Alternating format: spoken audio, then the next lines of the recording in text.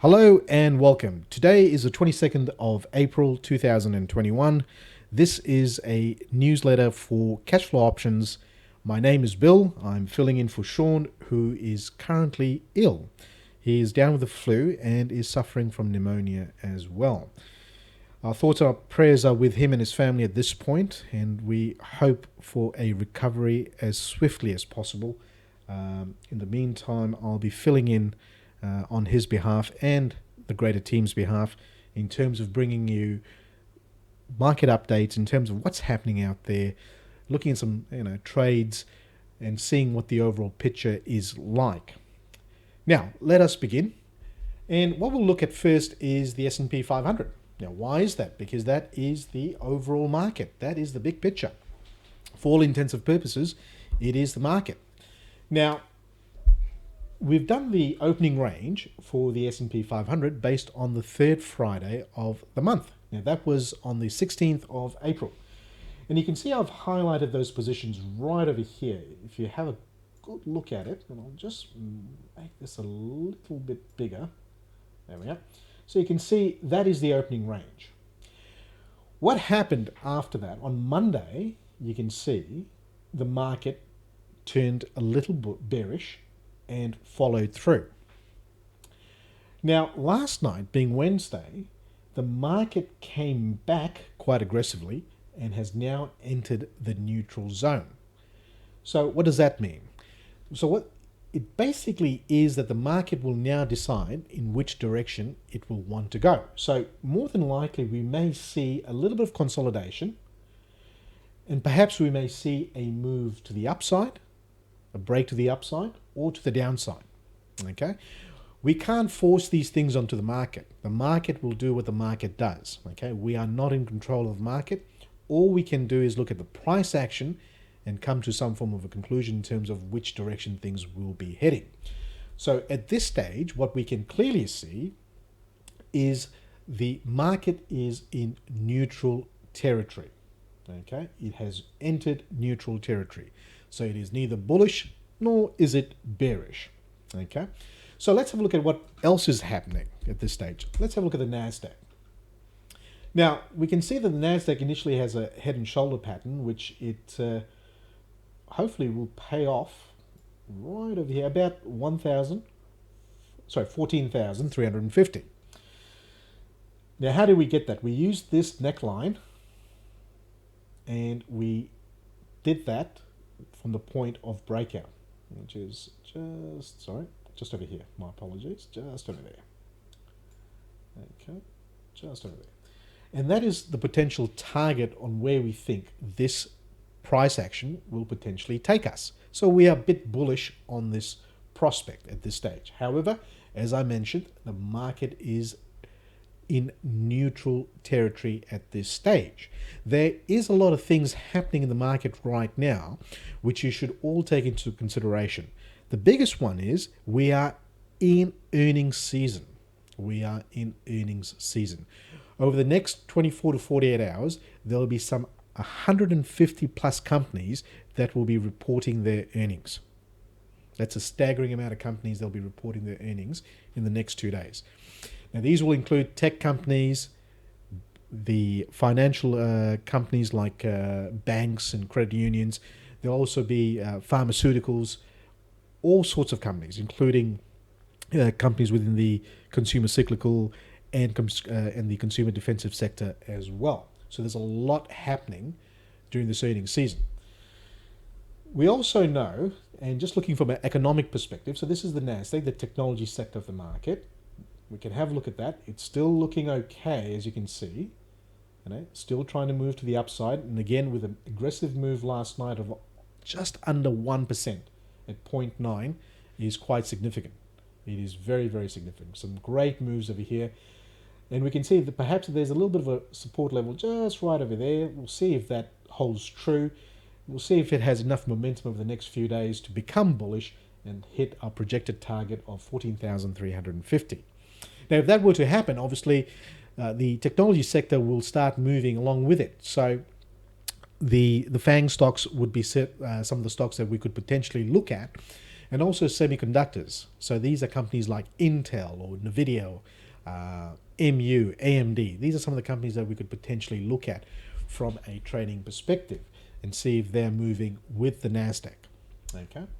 Now, looking at the Russell 2000, now the Russell 2000 primarily is looking at companies that are localized. So what I mean by that is companies that have a local footprint, or more of a US footprint than a global one. I'm not saying that they won't have products and services available to the great overseas market, but the majority of their processes, their manufacturing hubs, their service hubs are based in the US. So hence they become a little bit more economically sensitive. Now, just looking at the Russell, and you can see there's a bit of a resistance level just over here and a bit of a support double bottom right over here, as you can see that. Now, it'll be interesting to see if the Russell can break this resistance point, and if it can, it'll be quite interesting. You can see there was a small little M pattern forming over here as well. Seems to have failed from what happened last night, and the Russell moved by just over 2% last night, which is a very significant move. It's a massive move. So this would have a lot to do with what's happening from an economic perspective, with all the stimulus and everything else that has been thrown to the US economy to ensure that the markets remain stable. Okay, the goal is to keep the market stable and keep the economy ticking over. That's the goal. So the Fed has thrown in an exceptional amount of money, and obviously backed by Congress and everything else as well. But the interest rates being at all-time low levels will certainly help the greater community in terms of just going out and buying more things at a cheaper price, I guess is probably the best way of putting it. So we'll see how that looks like over the next week or so. With earnings coming through, the SPX in neutral territory, some interesting times ahead. We're now in such a position, we'll probably see if there's a breakout coming in. Now, this could be to the upside or to the downside. We know the market is at an all-time high. Overall, it has reached some all-time high levels. Now, it can't keep pushing those levels, but we never know. It probably still could. It probably still could keep going up. But our goal is not to predict what's going to happen, 5-6 months from now. We want to look at what the price action is telling us right now and making decisions based on that. Okay, some of the other sectors that we should be looking at is the Dow. Now, the Dow is the oldest index out there. And if you have a look at that, you can see this ascending wedge for the Dow going quite nicely, looking pretty good. And you can see how it's staying within this range. Okay. Now, if it can start breaking that range to the upside, obviously, party's on for those that are bullish. And if it can break the support level right over here, party's on for those that are bearish. But at this stage, you can see quite clearly the Dow was up by almost 1% last night as well. And again, it gives the buyers, those that are the bulls of the market, more confidence in terms of, well, we are the right side of the equation. Okay. And then finally, we'll look at transportation.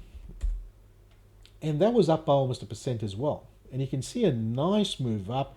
Now, this rally, obviously, for the transportation, one would argue, well, airline industries and everything else are suffering.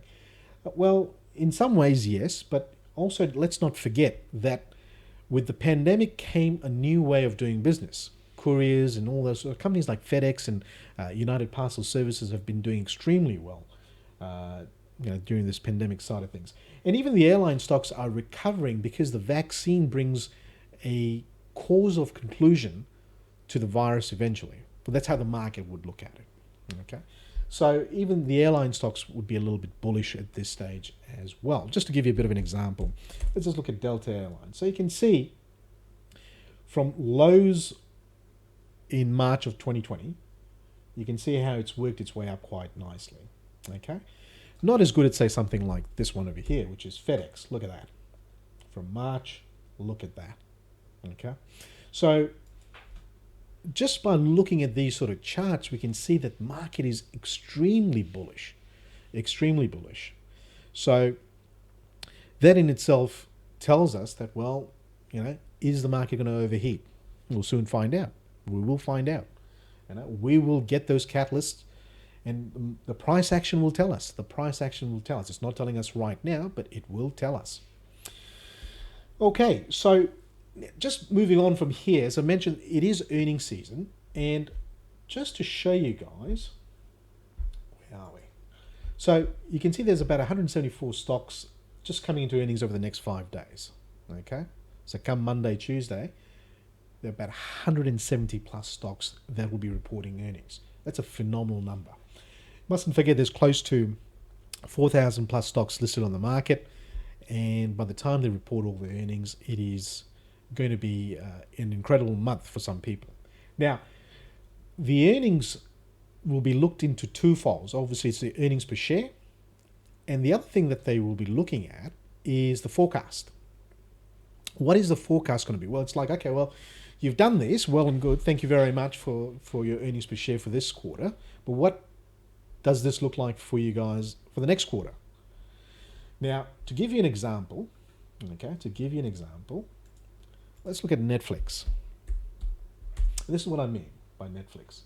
Now Netflix chart is a little bit all over the place. There's a W right over here, and it fulfilled that W just a few days, just day before yesterday, right there. Okay. Now Netflix dropped significantly, okay, because their subscriber numbers and their forecast was not as strong as they expected. Not as strong as the market expected. So Netflix dropped on more than $40 last night. $40. Okay? So, if you were looking from a trading perspective, you'd start seeing, well, what other streaming services are out there that I could potentially look at from an earnings perspective and start generating a few ideas. Okay? So that's one way, and I'll talk about this a little bit later on. And we'll come to one of these stocks like Disney, and I'll talk to you more about that. Now, some of the other interesting things is regarding Coinbase. So again, this is coming through quite nicely. You can see it was a recent IPO on this one. It's trying to find its median at this stage. Okay, we are not able to trade this as options just yet, but it is having a little bit of an impact on the market. You can see it was very neutral last night in that sense. It closed literally where it opened, right over there, okay, like a doji. So a bit of an indecision coming through, and we'll see how Coinbase from here on reacts based on that doji. It'll be an interesting next candle, and that perhaps may give us a bit of a clue, perhaps, in terms of which way things will be heading, either further to the upside or to the downside. So we'll get a bit more of an indication later on tonight once the market is open. So that's Coinbase, obviously part of that Bitcoin side of things. And the other one that I would probably be looking at is Right as well. Again, you can see extended move down. However, nothing to be too worried about because we can see there's a little bit of a support level right there. We'll see how that holds. As you can see, just right there. Okay. So around the 35.47, there's a bit of a support level there. It bounced up last night. Let's see how that goes later on tonight. It'll probably move further back to the 21 EMA, which is the mean in terms of trading. So we'll see if it can revert back to its 21-day moving average. Now, there's a lot of stuff that's happening out there from a news perspective as well. Okay, so let's just talk a little bit about this. So we've briefly spoke about Netflix and obviously Disney, Amazon, they're in the streaming side of things. So these are some of the stocks that you should probably start thinking about in terms of, if that's happened for Netflix, who's the leader of the pack when it comes to streaming products and everything else, what is this going to look like for someone like Disney or Amazon?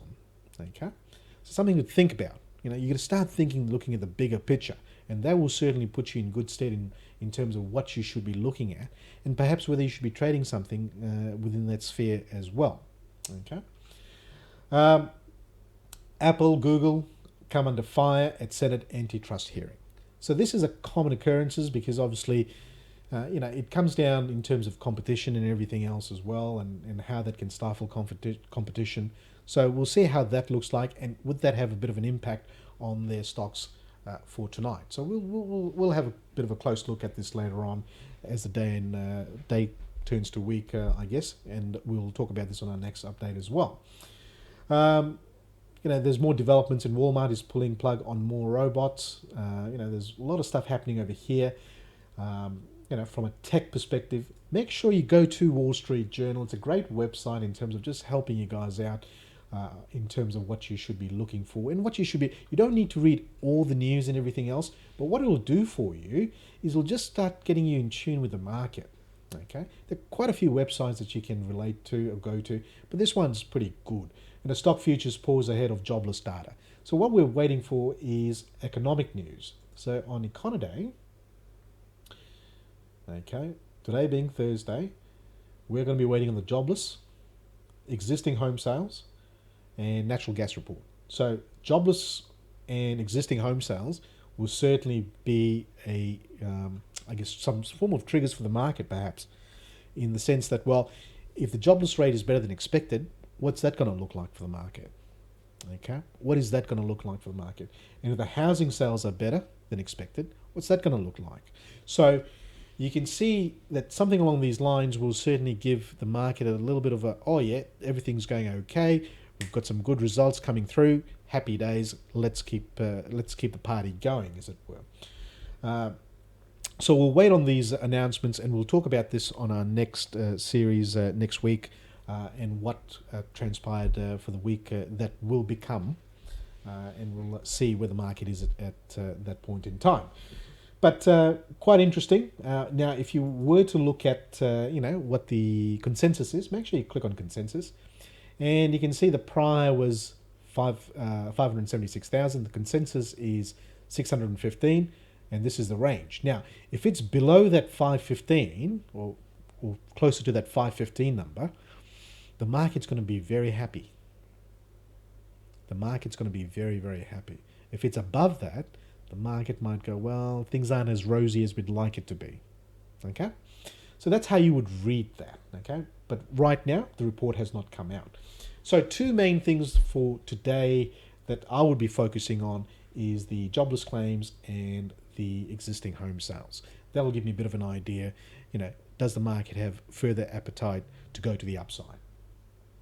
Okay, back to Wall Street Journal again, and have a look at the market, see what they're saying. Tech, look at the economy. Okay, click on the economy header. Jobless claims likely held near pandemic low. This could be interesting. Okay, what does that look like for the market?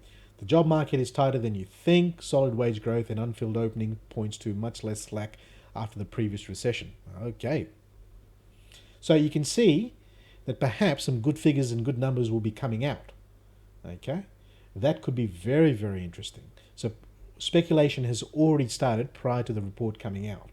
And the report will be out pretty soon. So that's got my interest already.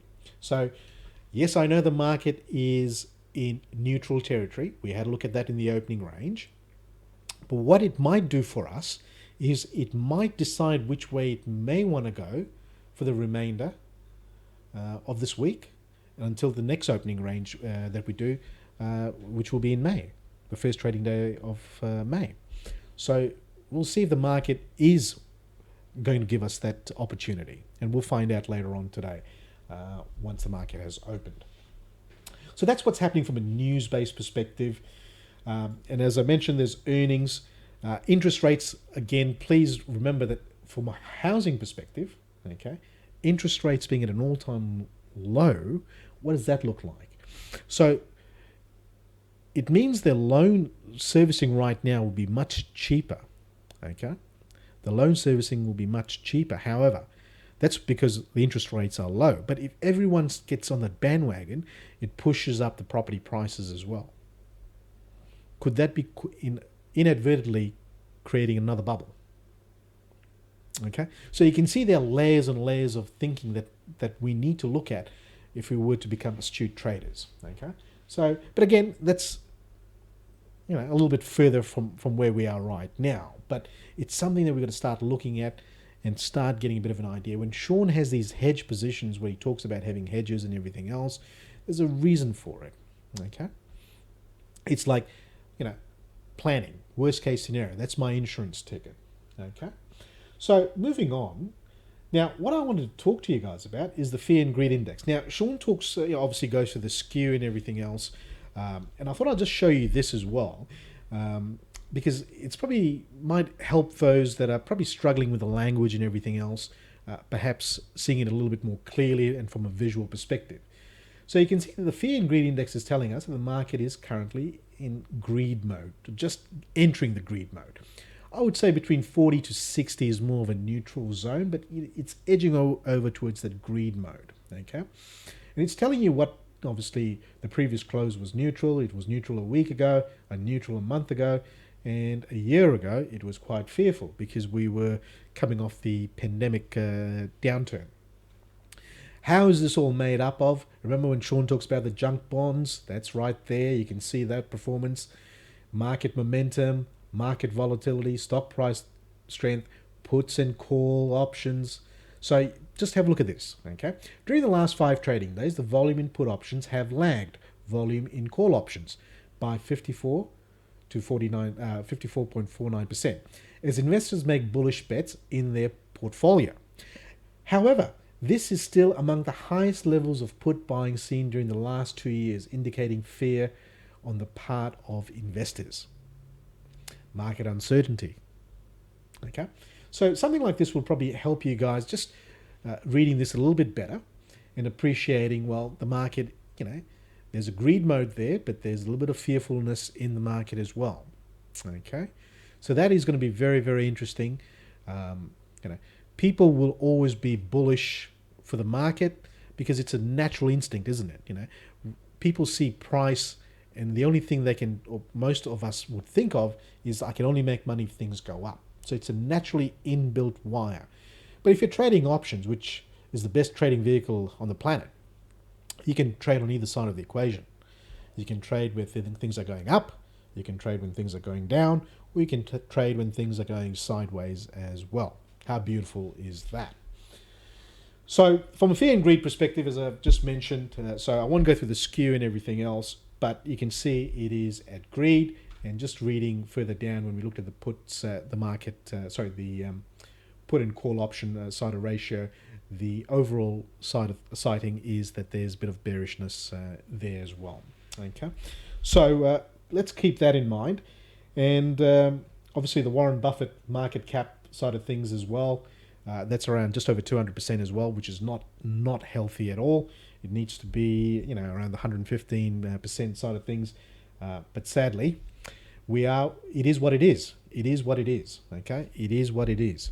Why? Because there's an appetite to take risk. Okay, money is cheap right now.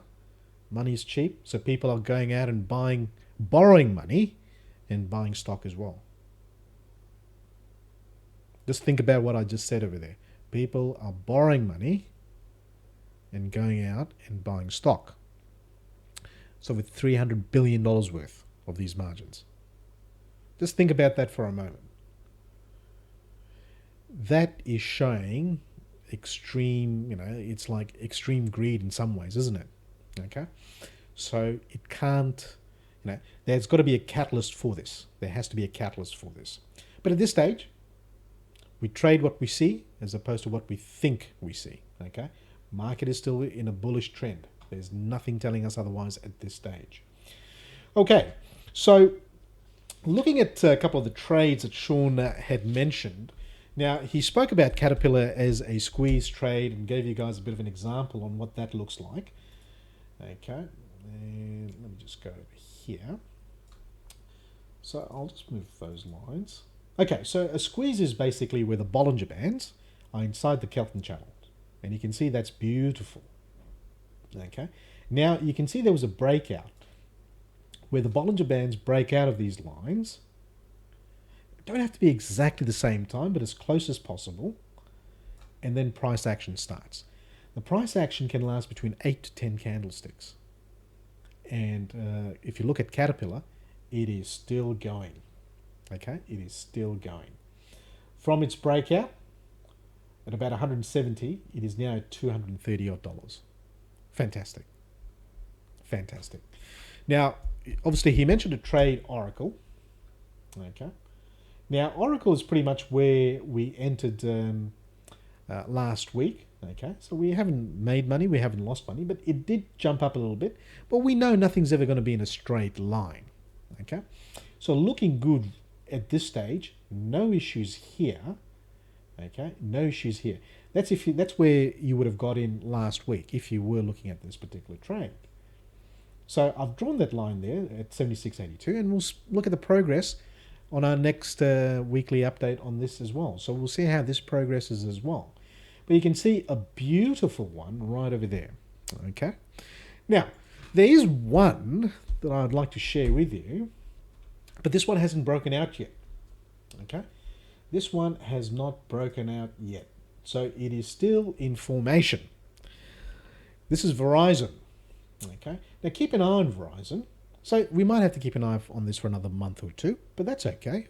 You know, trading is about setting ourselves up and looking at opportunities, not just for now, but for tomorrow as well. So this is a trade for the future. And look at that.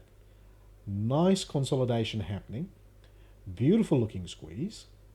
Okay. And we'll just wait for the breakout. Now that breakout could come next month or the month after. We don't know. But when it does, guess what? It's something that is on our radar and we'll be ready for it. So keep an eye on Verizon. Not a trade just yet, but a potential trade in the making. A potential trade in the making. Now, there's another one I just want to quickly show you guys. Now, this one is a little bit different. So I'm going to go on a daily on this one. Okay. Now, this one looks like it wants to break out. Okay. This is Disney. Disney's got earnings coming up as well. Remember I spoke about that? So what I'd probably do is I'd wait for a breakout. I'd wait for a breakout. That's if it breaks out to the downside. And this is a daily chart, so 8 to 10 days. And look at the price action. And I would, you know, just by looking at this, I'm almost tempted to say the breakout will happen, you know, anytime soon. So it could happen within the next day or two. So keep an eye on this one. A trade that is about to happen anytime, literally, any time. So it will be part of an earnings trade, but we'll use the squeeze as a process of managing this trade as well. Okay, so something really nice happening. We'll wait on this. Once the breakout comes along, we'll be all over this one. So those are the two, I guess, ideas that we can look at. One obviously short term, one is very long term, hasn't been triggered yet, and Oracle, which is something that we are looking at, which we technically would be in, seems to be going all right on a monthly setting right now. So things are going really, really well from that perspective. Going okay, no tensions over here. Happy days. And Oracle is hitting all-time highs as well. So that is good to know and good for you guys to see as well. So, you know, how far can this go? The sky's the limit. The sky is the limit, literally. Okay. So I would say our next real serious target for this one would be 80. Okay, that's our next real serious target. 80 would be our next serious target. Once it breaks that, you know, we'll see a continuous growth, hopefully. And hopefully the magical number, the nearest magical big round number for Oracle is $100. Okay. Stocks love round numbers.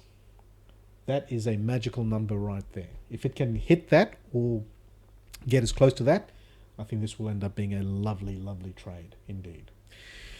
Well, guys, thank you very much. I do look forward to talking to you guys again next week. In the meantime, from myself and the Cashflow Options team, we wish Sean a speedy recovery. We know the guy is, doing it a little bit tough, and our thoughts and prayers are with him and his family, and we wish him all the very best. In the meantime, thank you very much. All the best, and I look forward to seeing you all on our next update next week. All the best. Bye for now.